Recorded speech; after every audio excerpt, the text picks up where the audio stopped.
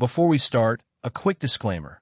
Everything demonstrated in this video is strictly for educational purposes, to show you how to protect yourself.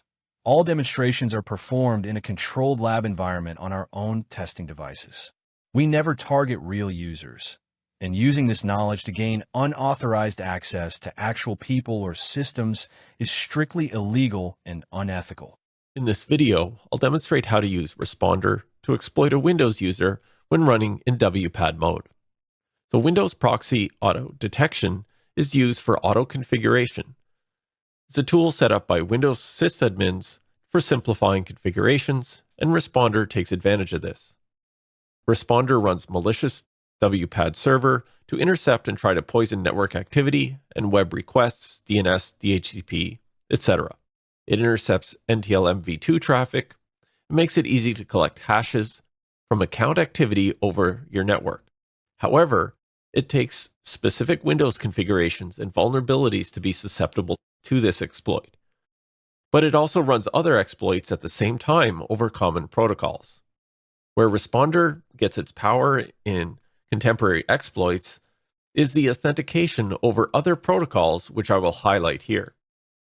So I'll run Responder, sudo responder, hyphen uppercase I, ETH0, hyphen W for WPAD. So sudo responder, hyphen I, ETH0, hyphen W. So I can look and see how Responder is running. It shows me the poisoners and the servers it's running. So anyone trying to get MDNS activity over the network or LLMNR or NBTNS, it's going to try and poison these requests. Responder is running servers for all of these protocols, and it will intercept usernames and passwords for anyone trying to connect inadvertently. Now, one thing it's not doing, which is nice to have or nice to see, is when it forces basic authentication for any of these connections. So you'll see passwords in plain text in that case. So if a user puts in their username and password, you won't just get a hash, you'll get the actual password. So I'm going to restart Responder with the same command, but after -W, I'm going to give it uppercase FD. And this will force a downgrade in the authentication. Actually, I want one more poisoning option. I want to force basic auth. So -B, there we go. So if I put in the -B, it gives force basic auth, and we should see requests coming in plain text. I'm also intercepting DHCP requests, so I'm doing DHCP poisoning as well on this request. So the activity will be shown here in the console. So now I'll switch over to my Windows machine, and we can see how Responder poisons and intercepts and performs man-in-the-middle attacks on our request. I'll open up a browser window, also open up my Windows File Explorer. Now I'll switch back to Kali Linux, and you can see even opening Windows and loading it and logging in, it's trying to send poisoned answers to our Windows client. So if I go back to Windows, open up the browser, and I'll type 192.168.2.63. This is the IP address of my Kali Linux box. Go back. I'll open up another terminal window and type ifconfig. And you can see in ETH0, 192.168.2.63. So you can run ifconfig or ipaddr to get the IP address to know what to put into your Windows box if you're testing this.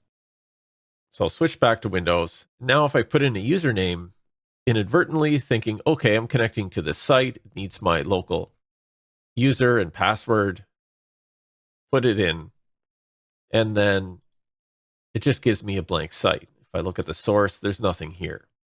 So Responder is not actually doing much except intercepting the request saying, hey, you need to log in here, and then giving us nothing. So the inadvertent user might put this information in, and if I go back to Kali Linux, switch over to Responder, and it tells me skipping previously captured cleartext password for admin.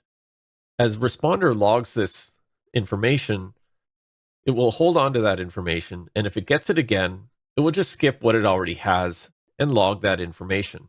Now, I'm going to give it a different username and password so we can see something come up here in Responder's console. I'll start with a fresh browser window. There. And now I'll type in the username Steve and a password. Now, if I go back to Kali Linux, it shows me it got this username and password in plain text over HTTP. Now, it's not only web requests that it's intercepting and trying to poison many different types of requests. If I go into my file explorer on the Windows machine, type in /192.168.2.63, it asks me to enter network credentials. So I might be trying to connect to another machine on the network, and I think it's a valid machine. I type in a username, Bob, and a password, whatever Bob's password might be, hit OK, and it asks me to enter it again as if I'd entered it incorrectly and tells me access denied. Going over to Kali Linux, at that point we see access was denied, but there's nothing to access.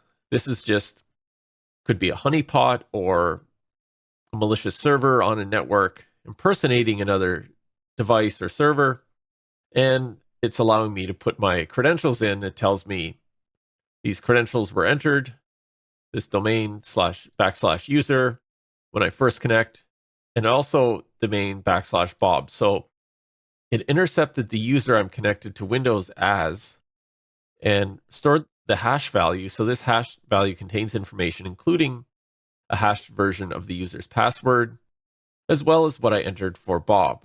So I entered password in, and that's encoded in this hash as well. So it gives us some information to use that we can use any number of hash cracking tools like Hashcat or some man-in-the-middle attack tools to leverage this hash to try and compromise that Windows user. Now I'm going to stop Kali Linux. So the information from this session from Responder gets stored in a log file. And I can look it up after I finish this session. I've stopped Responder. Now I'll type ls/usr/share/responder/logs. And these sessions are stored here. So I'll do ls-la. And I can see, so the current date, this file here, smb-ntlmv2 ssp.